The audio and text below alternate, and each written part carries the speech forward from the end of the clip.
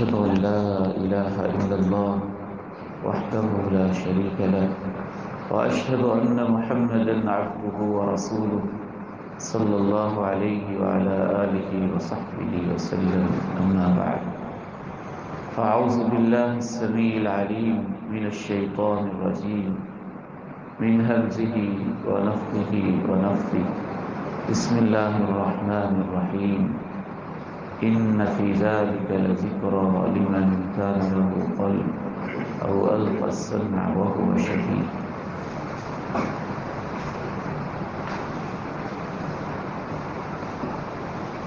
ہم جب بھی ایک دوسرے سے ملاقات کرتے ہیں تو ہماری پہلی نظر انسان کے چہرے پر پڑتی ہے، اس کے چہرے کے تاثرات، نقش و نگار، اس سے ہم اس کے بارے میں کوئی امیج اور تصور قائم کرتے ہیں۔ میرا اور آپ کا سامنا جب اللہ کی ذات سے ہوتا ہے تو اللہ تعالیٰ کی نگاہ فوراً میرے اور آپ کے دلوں پر ہوتی ہے۔ اس کا دل کیسا ہے، اس کے دل میں محبتیں کس چیز کی ہیں، اس کے دل میں نفرتیں کس چیز کی ہیں، اس کے دل میں صفائیاں اور طہارتیں کتنی ہیں، اور اس کے دل میں غلاظتیں اور گندگی کے ڈھیر کتنے ہیں، اللہ سے زیادہ کون جانتا ہے۔ بعینی ہی اسی طرح جب ہم موت کی آغوش میں چلے جاتے ہیں اور قبر کی خاک میں سو جاتے ہیں اور قیامت کے دن اللہ ہمیں قبروں سے اٹھائے گا، تو اس وقت بھی قبروں سے اٹھتے ہی اللہ رب العالمین نے فوراً جو سینے کے اندر راز ہیں انہی کو کھولنا ہے۔ افلا يعلم اذا بعثر ما في القبور وحصل ما في الصدور ان ربهم بهم يومئذ لخبير۔ بھلا انسان جانتا نہیں ہے کہ جب قبروں میں جو کچھ ہے اسے بکھیر دیا جائے گا، وحصل ما في الصدور، اور جو کچھ سینوں میں اسے آشکارا کر دیا جائے، ایک ایک کر کے ذرے ذرے کو کھول دیا جائے۔ ان ربهم بهم يومئذ لخبیر، یقیناً ان کا رب ان کے بارے میں اس دن ایک ایک پل کے اور ایک ایک سینے کے راز کے بارے میں بہت آگاہ اور باخبر ہو۔ اللہ تعالیٰ کے ہاں دل کے خیالات، دل کی محبتیں، دل کی نفرتیں، دل کے جذبات،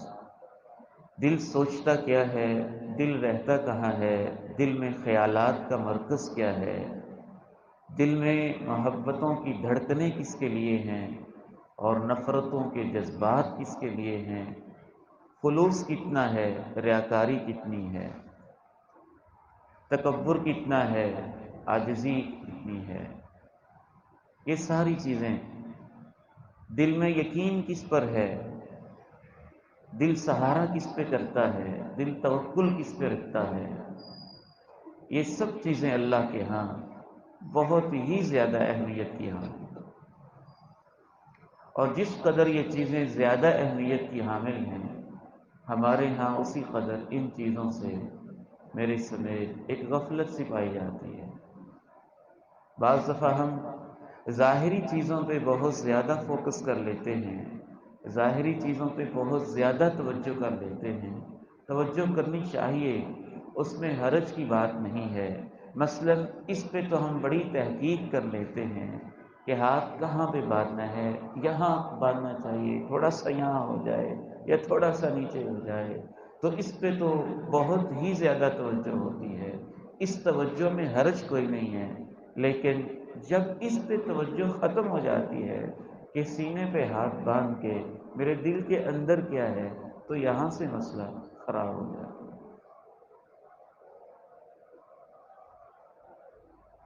اس لیے جو دل کی دنیا ہے علماء تزکیہ کے نزدیک یہ ایک پورا موضوع ہے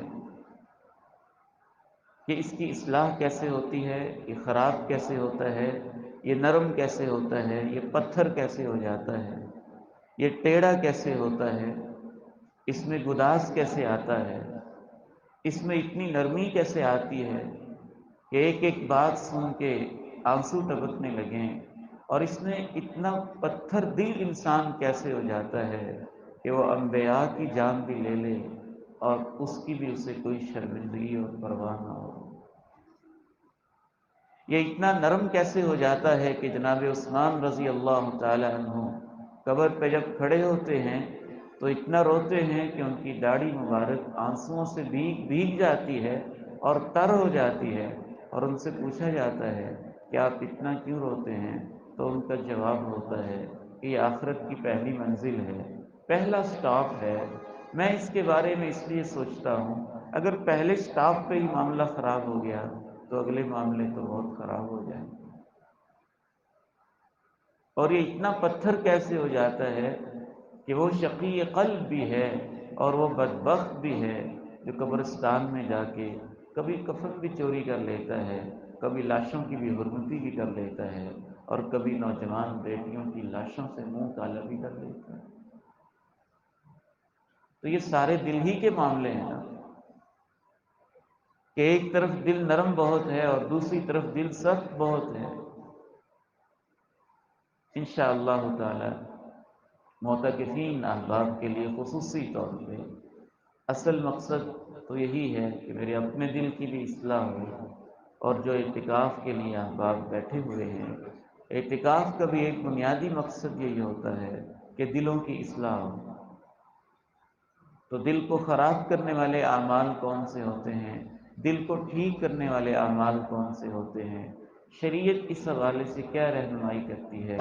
تقریباً 10 دن ہی ہماری اس کے اوپر گفتگو جاری رہے گی۔ اللہ تعالیٰ مجھے اور آپ کو صحیح معنی میں اپنے دل کی اصلاح کرنے کی توفیق نصیب فرما دے، اور اسے اس قابل بنا دے کہ یہ نور سے بھر جائے، اللہ کی محبتوں سے بھر جائے، اور اللہ اس کو ایسا دل بنا دے کہ اللہ کے ہاں یہ ایک محبوب دل ہو جائے، جس سے اللہ کو پیار ہوتا ہے، جس سے اللہ کو محبت ہوتی ہے، اور جس میں ایمان کا نور بھرا ہوتا ہے۔ اللہ تعالیٰ مجھے اور آپ کو اس موضوع پر غور کرنے کی اور سمجھنے کی بھی توفیق نصیب فرما دے۔ یہ ہماری ملاقاتیں جاری رہیں گی، اور خصوصاً معتکفین کے لیے یہ نشستیں مستقل رہیں گی انشاءاللہ تعالی۔ وآخر دعوانا ان الحمد للہ رب العالمین۔